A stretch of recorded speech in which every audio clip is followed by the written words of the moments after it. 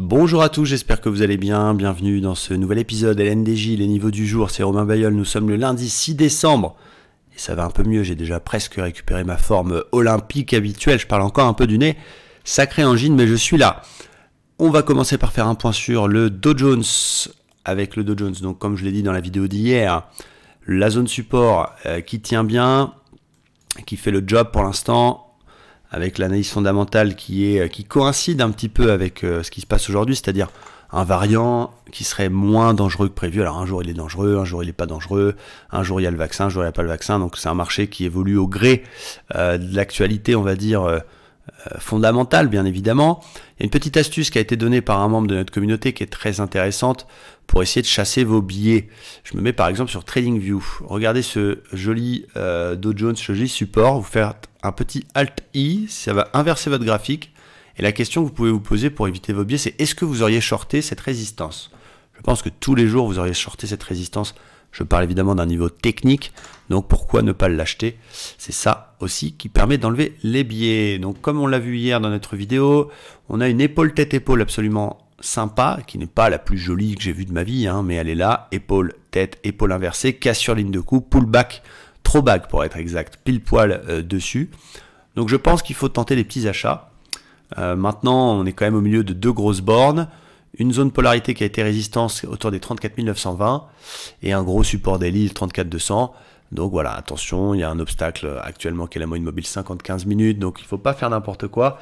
Je pense qu'il faut tenter un rebond, mais sur des setups extrêmement précis et tenter les petits achats, au moins jusqu'à cette zone 900-920. Si ça arrive à casser cette zone-là, donc c'est la fin de la baisse, et on pourrait aller chercher les 35 400, qui est la zone d'après, j'ai envie de dire, un ancien support.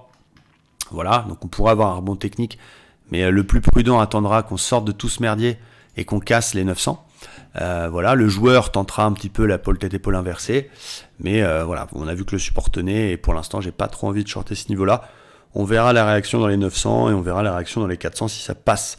Mais à mon avis, théorie de dos qui nous a fait un plus haut et un plus bas plus haut que leur précédent, on pourrait avoir un petit rebond technique, même si l'Open US pourra tout changer. Donc j'ai pas de plan clé en main safe sur le dos. Simplement, cette épaule tête-épaule qui est assez intéressante et qui a tenté.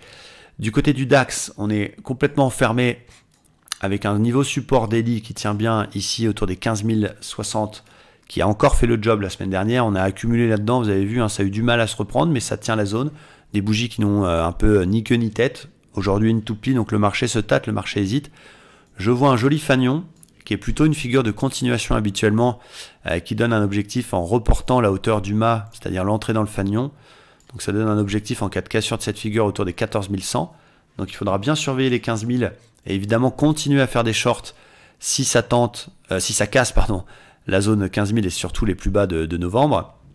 Là pour l'instant on a un petit rebond, je me suis un petit peu fait avoir. J'ai tenté une petite bulle et j'ai un peu mal aux fesses parce que j'ai tenté cette apesanteur.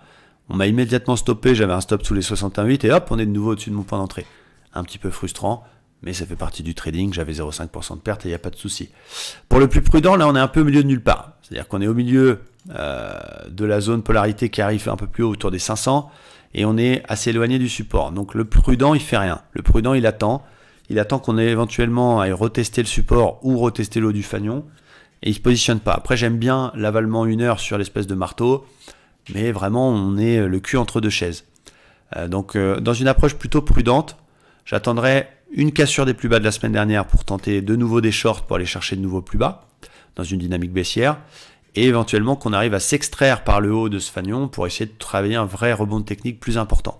Là, vraiment, c'est du petit trading qui se met en place, des petites positions. Il y a une petite divergence 5 minutes et une petite bulle. Effectivement, on pourrait revenir chercher les plus hauts de ce matin, mais c'est vraiment pas très clair et il n'y a que l'épaule tête-épaule inversée sur le dos qui m'excite. Il y a le Nasdaq qui est aussi intéressant. Pourquoi? Parce qu'on est dans une superbe zone de polarité qui était l'objectif de la divergence, c'est-à-dire qu'on est venu chercher 50% de la baisse. Ça reste une zone qui peut donner lieu à un rebond. Donc voilà, je suis plutôt partisan d'un rebond technique pour ma part sur les indices, même si ils ont encore le cul lourd. Et encore une fois, l'actualité macroéconomique peut tout changer d'une minute à l'autre. Donc ce sera très intéressant de surveiller l'ouverture américaine. Parfois, voilà, faut observer, faut rester un petit peu à l'écart, faut tenter des petites choses avec des petits stops, mais il n'y a pas de gros setup qui se propose. C'est comme on l'a vu ce matin avec nos abonnés, hein, il n'y a pas nécessairement d'obligation à faire un trade tous les matins. Voilà, des fois c'est plus compliqué, on observe, et il ne faut pas avoir peur de se positionner sur les setups 5 étoiles. C'est ça qui est très important. Donc attention, restons à l'écart, même si je prône plutôt pour un rebond technique, au moins jusqu'aux 35 000 pour le dos, et au niveau du DAX avec un haut de fanion à surveiller. Le VIX se détend, donc voilà, on va plutôt là-dedans, mais prudence, c'est encore le cul lourd. Merci à tous, très bonne fin de journée, et à bientôt, ciao, bye bye.